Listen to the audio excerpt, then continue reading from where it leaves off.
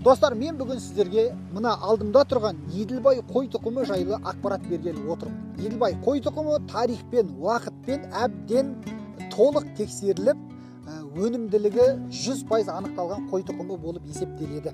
Еділбай қой тұқымының қазір мен сіздерге артықшылықтары мен әлсіз тұстарын айта кетейін. Бірінші артықшылықтарынан бастайық. Еділбай қой тұқымы ең бірінші көп күтімді қажет етпейді. Жайылымда өзі жайылады, жайлауда жүріп ақ күйді тез алады, қозылары тез көтеріледі, құйрықты, майлы, етті қой тұқымдарының бірі. Егер де сізге аса бақташы керек емес, жем шөпті көп шығындамайтын қой керек болатын болса, онда міндетті түрде сіз Еділбай қойын таңдаңыз.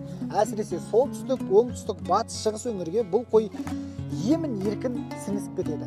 Оңтүстікке де бола береді. Оңтүстікке 100% жарайтын қой тұқымы. Ал енді бұның кемшіліктері жоқ.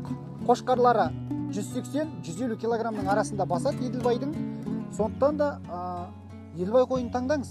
Сізде бас ауыру болмайды қайта. Мына видеоны қой ұстайтын, қой шаруашылығымен айналысатын таныстарыңызға жіберіңіздер.